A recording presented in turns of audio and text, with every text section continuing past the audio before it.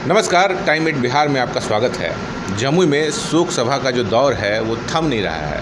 पूर्व कृषि मंत्री नरेंद्र सिंह के निधन के बाद पूरे जमुई ज़िले में शोक की लहर है और 4 जुलाई को उनका निधन हुआ था और आज 16 जुलाई है। 16 जुलाई लगभग 12 दिन बीत गए, फिर भी जमुई के जो लोग हैं उनके निधन से काफ़ी दुखी हैं। हर जगह, हर प्रखंड, हर गांव-गांव में उनकी निधन को लेकर शोक सभा आयोजित की जा रही है। मैं मौजूद हूं अभी उन्हीं के ननिहाल लगमा में। यहाँ पर एक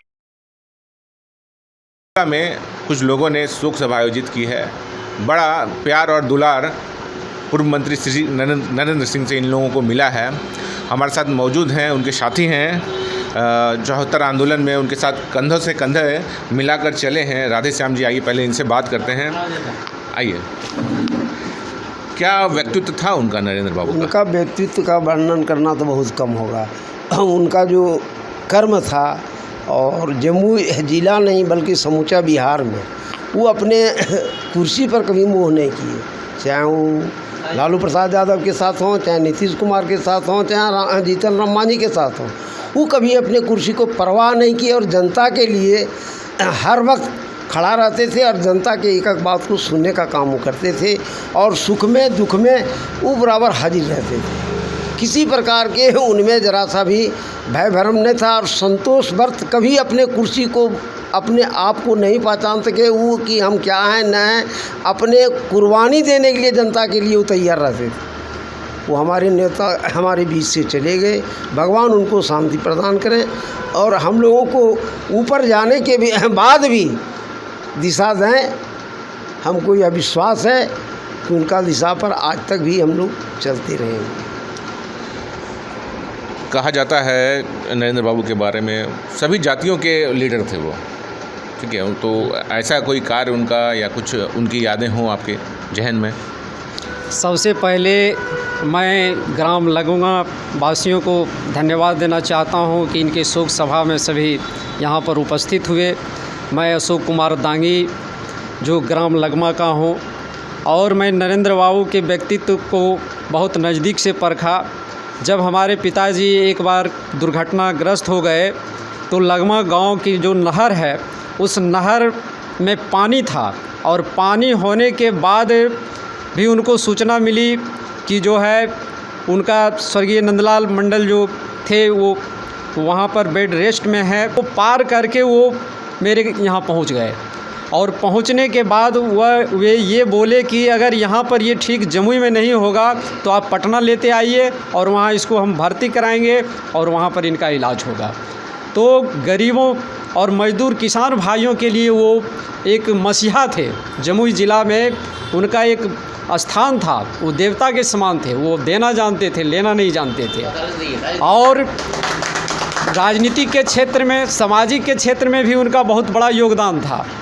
राजनीति के क्षेत्र में लालू जी हों, नीतीश जी हों, जीतन राम मांझी हों और रामविलास पासवान जी हों, उनके साथ उनका एक माने पारिवारिक संबंध था। और भारत की राजनीतिक यानी किसान मोर्चा के राष्ट्रीय जो किसान आंदोलन चला था, उनका एक सपना था कि हम किसानों के लिए कुछ करें, लेकिन वो भगवान जो है इसी बीच में उनको उठा लिए और वो तो अमर हो गए। उनकी आत्मा जो है हम लोगों के बीच में अमर है, लेकिन उनका जो सपना था किसान आंदोलन का वह अधूरा रह गया। और हम युवा पीढ़ी को ये चाहना, माने उनके बताए हुए रास्ते पर हम लोगों को चलना चाहिए और उनका जो सपना है उनको हम लोगों को पूरा करना। उनका जो सपना है, उनको सपना पूरा करने का जो ये लोग कह रहे हैं कि उनका जो सपना है, उनका सपना हम लोग पूरा करेंगे। और भी लोग हैं हमारे साथ। डॉक्टर साहब हैं एक, हमारे लगमा गांव के ही हैं। क्या कुछ यादें हैं उनकी? जी हमारे नरेंद्र बाबू जो है आज उनका देहांत हो गया है विगत दिनांक 4 जुलाई 2022 को। फिर भी हम लोगों के बीच जो है अभी भी शोक की लहर काफ़ी चल रही है और इसलिए ये लगमा ग्राम उनका ननिहाल पड़ता है। उनका नाता, पुराना नाता यहाँ से रहा है और अभी ग्रामवासी जो है उनकी लहर में 100 की लहर में गुजर रहे हैं और उनके लिए शोक श्रद्धांजलि अर्पित किया गया है। इसलिए वो एक महान नेता थे, एक राष्ट्रवादी नेता थे, समाजवादी नेता थे, उसके साथ साथ हमारे अभिभावक भी थे। आज वो हम लोगों के बीच नहीं रहे, लेकिन उनकी याद हमेशा हम लोगों के बीच आते रहेंगे और उनको वो एक अच्छे नेता थे जो हमारे बीच नहीं रहे, लेकिन हम उनकी याद आत्मा के लिए शांति प्रदान करते हैं। भगवान उनकी आत्मा को शांति दे और हमें उनसे यही प्रार्थना करते हैं भगवान से। क्या प्रकाश जी आप बताइए। बहुत नरेंद्र बाबू अमर हैं, अच्छी बात है। अच्छा, क्या बाबू आप क्या बोलना चाहते हैं? जहाँ तक मुझे जानकारी है, मैंने सुना है कि हमारे नरेंद्र बाबू जी जम्मू को एक पिछड़े के तौर पे देखा जाता था।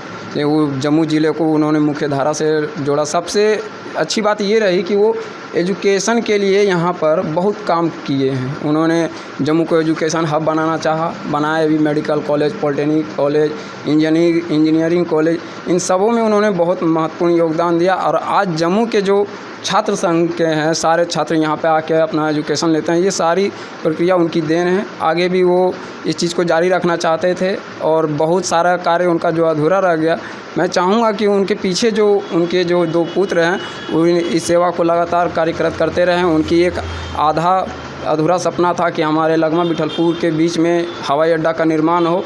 ये सपना अधूरा रह गया। मैं उनसे आग्रह करना चाहूँगा कि वो इस सपने को जल्द से जल्द पूरा करने की कोशिश करें।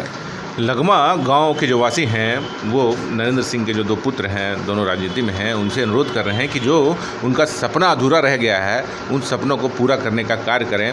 यहाँ के गांव यहाँ के गांव के लोग जो हैं काफ़ी व्यथित हैं, काफ़ी दुखी हैं।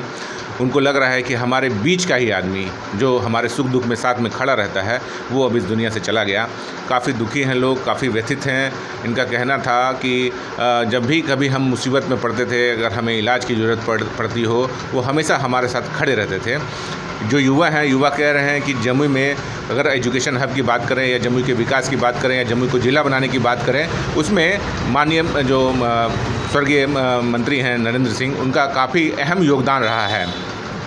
अब उनका जो श्राद्ध का कार्यक्रम है उनके गांव पकड़ी में चल रहा है। काफ़ी दूर दूर से नेता आ रहे हैं। आगामी 18 जुलाई को उनका जो ब्रह्मभोज होता है, एक वो कार्यक्रम है जिसमें सूबे के मुख्यमंत्री नीतीश कुमार के आने की भी सूचना है। आप देख रहे हैं टाइम 8 बिहार और मैं हूं सुमित। धन्यवाद।